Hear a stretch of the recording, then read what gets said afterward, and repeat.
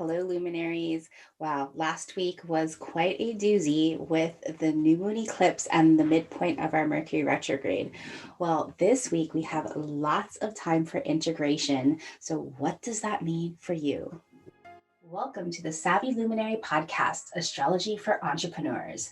I'm your host, Leslie Tagorda, creator of the Astrobrand Method, business astrologer, brand designer, author, and Aquarius boss woman. I help visionary spiritual entrepreneurs and impact makers like you illuminate and amplify your unique star powers so you can be the luminary you were born to be.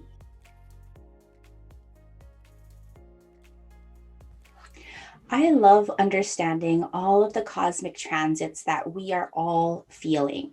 When I put together this business StarCast report, this is so that you can understand the energies that we all get to play with.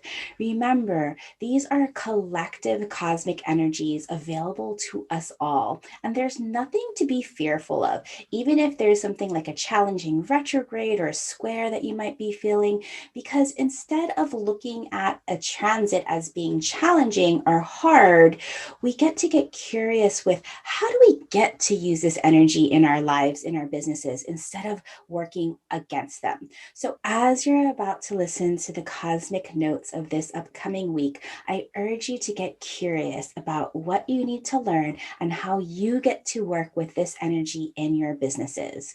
For those outer planets with those larger shifts, those outer planets that move slowly, you may feel this energy leading up to a few days, even weeks, and leading away from. And of course, if you're going to personalize these energies with conjunctions and meetings where I'm giving you specific degrees and activations, find out where that degree lives in your own natal chart. The astrological house that contains that degree is going to give you insight as to where in your life and your business you're going to have the most impact.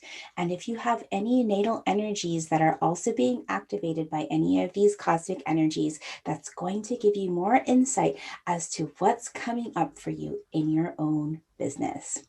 All right, let's dive into the business StarCast for this upcoming week. So this week, there's not a whole lot of shaking going on per se, like not a lot of transits going on in the outer planets, but we have two meetups this week that are huge and impactful. So let's start unpacking all of that. Before I dive into the astrology of the week, I just wanted to give a shout out to somebody that left a review on Apple Podcasts. Their username is quite funny, a bunch of letters, HDDGGSGJG. Whoever you may be, thank you so much because you left this wonderful review, Astrologer in Your Pocket. I'm addicted to this podcast. Thank you, Leslie, for all the amazing information you share. Following along with my natal chart, I feel like I'm getting a mini chart reading every week with all the major transits. So valuable. Thank you again for leaving that rating and review. It warms my heart to know that this is making an impact. So we are officially in the second half of our Mercury retrograde. And because our Mercury retrograde happens in like three stages, because Mercury is going, it goes forward and then it goes backwards and then it goes forwards again. And it's at the second half of this Mercury retrograde where things start to get clear. Before today, like with the eclipse last week and with the midpoint of Mercury retrograde, like things might have been feeling like really unclear, like your mind was racing. Everything was like kind of coming to either like some kind of standstill or some critical moment, and you're just like really like faced with too much information and indecisiveness. I know I've been feeling like that, and I've been still pushing against it. I still haven't taken my Mercury retrograde medicine, and I hope that some of you have been kind of unplugging and just saying, you know what, I already have all of the information that I need in me. Well, with this second part of this Mercury Mercury retrograde, where you're changing, permission to change your perspectives. It's this second point of the retrograde where things start to get clear, where you're really clear about what needs to change and how you're going to make that change. Now, this isn't yet the time to start making those changes, but simply that awareness of what needs to be changed is your first step of bringing that bringing all of that knowledge of what needs to happen and really integrating it in your consciousness to decide what will make a change. So trust in this process that you are now understanding what you will reorganize in your mindset and your communications. We have until June 22nd when Mercury comes to a stop to then return forward, where after June 22nd, you'll then get to assess what do you now have clarity on and what will you take action on that you need to reorganize. So I'm really curious how this Mercury retrograde, what new truths are coming up for you? We start the week off on June 13th on Sunday with the sun squaring off in Neptune. The sun is still in Gemini and Neptune is still in Pisces. This exact square off happens at 4:40 p.m. Pacific, 7:40 p.m. Eastern. And the kind of energy, the theme for this transit that you're probably going to be feeling, on Saturday, maybe even Friday, building up into Sunday and going a little bit beyond, is that outside experiences guide you to your soul's desire. Yeah, it's a little bit esoteric, but what I'm really asking you to do with this theme is to notice what experiences that are happening to you are putting you on your soul's path. And so these experiences may not necessarily be tangible. It might be something like you heard a piece of music that reminds you of something, or seen a piece of abstract art that just sparks some kind of guidance. When the sun, our creativity, our creative force, and our ability to do, and Neptune, our ability to connect to spirit and all things magical and imaginative, when they square off in this first quarter kind of type of square, these are external experiences coming at you. So with these external experiences, when you start to become aware and start to notice things, you are coming to a realization, something that you've already felt in this subtle sense, but have maybe denied, something your intuition and your soul has been asking you to create and do. Notice what kind of experiences, probably magical or intangible, have been directing you onto your soul's path. Notice those signals, the path that you really desire, but maybe have denied because of conditioning, right? So many of us have been taught that, like, maybe we shouldn't believe in magic, or our woo-woo ideals are meant to be distrusted. Will you answer the call this time or still put it off? Will you trust in your magic and your imagination and your spirit? Yes, in your business. I believe you can. So if you want to take a look at your chart, the sun will be at Gemini 23 degrees, squaring off with Neptune at Pisces of 23 degrees. If you have any mutable signs, any mutable planets around 23 degrees, you're going to be really feeling the signs, the signals coming to you. So the thing that's like coming to me is, like, I don't know if you've just watched the movie Raya on Disney Plus, and it's kind of an amalgamation of a lot of different Southeast Asian cultures about dragons, and just the beautiful cinematography and the animation. And as the dragons fly, every time their feet kind of touch a piece of the sky, there's these like wisps of purple iridescent clouds, and it's just so beautiful. And to me, that captures the idea of this sun square Neptune. So how do you apply this magical iridescence in practical ways in your business? And to me, that is trusting your art, trusting your magic, and trusting your spirit to help you make decisions in your business. I know you can. Now, the big point of this week is happening on Monday, where Saturn, who's in retrograde, is squaring off with Uranus. So, this Saturn square Uranus really is the theme of all of 2021.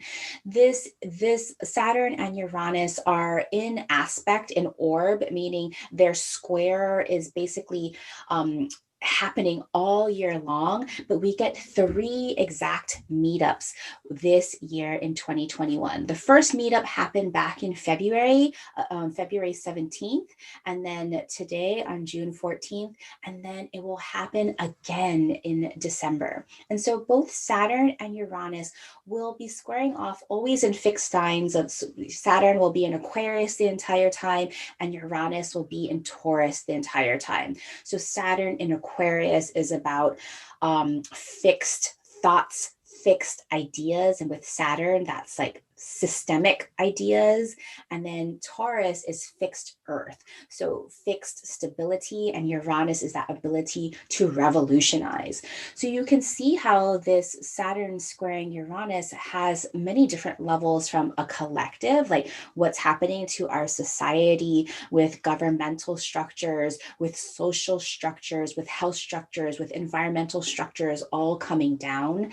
And then what is this happening for us on a personal level in our businesses and in our personal lives, about all of the systems that we are now becoming aware of, like the capitalistic systems that we are living and breathing in, and how to reconcile, earning money in a way that is regenerative, earning money in a way that is reciprocal. All of those things are coming to a fore. How do we live with privilege? How do we recognize our own privilege? All of these big social justice things are coming to the fore. And so with this second meeting, similar to what I was talking about, the Mercury retrograde, where Mercury on a retrograde in a short amount of time, in like a 6-week pattern, when I mentioned that Mercury goes forward and then it goes backwards and then it goes forward again. So it's 3 patterns going over this small part of our charts. The same thing with these outer planets that move really, really slowly. Saturn takes, about 28 years to go around the zodiac. Uranus takes about 84 years to go around the zodiac. And so when we're looking at these slow moving planets, they will come into their exact aspects normally three times. And so it's with this second time, similar to the Mercury retrograde phase that we are in, it's like previous to now, we have seen where things are breaking down, and it's been giving us the awareness of, hey, things are not quite right.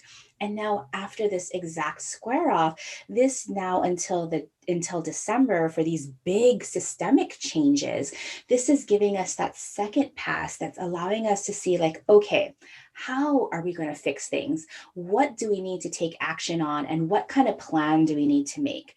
It's going to only be after that December 23rd where we can really take forward momentum and take that kind of aligned action that's going to be super clear with everything coming into place. Now, so what does this mean? Let's unpack this a little bit more. So with Saturn squaring off with Uranus, the overall theme, again, for the entire year is re-evaluating structure, evolution. And the question that I urge you to ask yourself in your lives, in your communities, in society in which you're a part of, what outdated social structures in your business are you now dismantling? Wow. So, as I mentioned, this signature defines all of 2021, and today is an exact square off. And so, sometimes when the exact point comes, might be a crisis point. Some astrologers say that this is a good signature for seismic activity. We shall see, because Taurus is about Earth, and Uranus is about shakeup, and Saturn is about constraints and building pressure. So, when they square off, on a global level, how will Mother Earth integrate all of this? So when Saturn and Uranus meet, it's about evolving systems and structures that hold society together. When they square off like this in a fourth quarter moon phase, it's the structure that is finally getting the inner psychological breakthrough that leads to system change. So, what this means about the inner psychological breakthrough is that we are able to finally take that knowledge and combine it into inner wisdom, where our all of a sudden our knowing turns into understanding. And so hopefully on a global level, we are getting to this awareness to understanding. With the big work that we as all of humanity are facing, again, this is a three-step process where we are now at that second step. Back in February, on a collective level, we noticed how broken our society really is. And on a personal level in your business, you saw how what you have built is probably not sustainable or equitable. And that awareness and now taking accountability and responsibility to fix things. There's nobody that is perfect. There's nobody that hasn't created something without making mistakes. But now what creates accountability and responsibility is saying, okay, well, how am I aware of my own responsibility and everything? And what am I going to do now to make things better now that I have a better understanding? So it's now that we see exactly what needs integration and repair. Maybe we don't yet have all the answers, but now we have a direction in which we can start to clear the path. I'm going to repeat that because I have a sense that a lot of us need to absorb this. So we see exactly what needs integration and repair. Maybe you don't know yet the answers of how to do it, but now you have a direction in which you will start to clear the path. So, what in your business, all those systems need to come down? I know for me, I'm still struggling with this idea that I get to rest, that I get to take some time off without this fear of my whole business just crumbling, that I won't have clients to come back to or people to serve, or that other people are going to outpace me and that there's not enough. All of those things are built into us from capitalistic ideas. And so I know that those things are needing to come down. I mentioned earlier that part of this Mercury retrograde, and you see how all of these things are like so beautifully intertwined, that with this Mercury retrograde, where we're really rethinking our truth, is feeding into these systems that we need to dismantle in our business. And so part of the work that I'm doing with Mercury retrograde and creating my new methodology and how I'm going to be teaching is that I'm hoping that I don't yet have the exact clear path, but my intention and my desire and my hope about redefining my methodology is that I'm going to be able to create a safe platform for not only knowledge absorption to happen, or just like providing facts, but where people turn that understanding into embodied belief and feeling. That's what I'm really looking to create. So now, as we look forward to that December 23rd mark, and I know that maybe it can feel like a long time, but when we're talking about structures and societal things like this, these things don't happen overnight. These, like we're still working on civic and social justice matters that we've been working on for over 100 years. We're still working on women's rights that we've been working, the women only had the chance to vote just around 100 years ago. And so you can see how these things take a lot of time. So when we're looking from just June to December and wanting to rush a 5 or 6 month process, remember great things can take time, and allow it to take the time that it needs. So in December, we start our last step, where we will then have clarity on what you will then rebuild to create a just and equitable social structure in your business. And for you personally, you will have the clarity that you need to create your just and sustainable business by recognizing your privilege, by understanding where you've made the mistakes, by reckoning on how you will make things better. We all have this work to do. So as a reminder, the Saturn square Uranus of 2021, this theme that collectively we can all look at the social issues that still need just solutions and the environmental issues that are on the brink unless we each do our part. In our businesses, we can feel this as the need to simplify, to focus on the things that will make the biggest impact, and to work in a way that feels sustainable. That means rest. We are all past the need to hustle, and in 2021, we get to choose how we repair the system, integrate the things we need to evolve, keep, and say goodbye to the outdated. So if you want to take a look at your chart to see how this is going to impact you, take a look at fixed signs of 13 degrees, right around 13 degrees. So the fixed signs are Aquarius, Taurus, Leo, and Scorpio. And if you have any energies around this 13-degree mark, you're really going to be feeling that that breaking point. I remember April Monique in my group, The Savvy Luminary, was talking about her Uranus opposition Uranus that is exact. And oh gosh, April, I hope you don't mind that I just share that. But with your Uranus opposite Uranus, you are definitely feeling this Saturn breakthrough in the systems that are just need to be rebuilt and reformed and remodeled. So if you are also in that category of feeling this kind of crisis point, know that this is actually putting you on your soul's path. For the rest of the week, we have a pretty quiet week. We have the moon, of course, making its moody, quick aspects, so you can go with the flow on that. But our lunar event of this week is our second quarter moon happening at the tail end of Virgo at 27 degrees. That happens exactly at 8:54 p.m. Pacific, 11:54 p.m. Eastern, where with the second quarter moon, it's time to act. And with it being in Virgo, it's time to act and organize. So what is one practical step you will take today that will get you closer to your vision? Because with the second quarter moon, it's always time to take action. Action for Virgo is based on practicality, health, and daily practices. So thinking about planning and organizing, and so thinking about what action can you plan so that you can effectively take a step forward, one that you can build upon as a daily routine that will help you get closer to your big vision.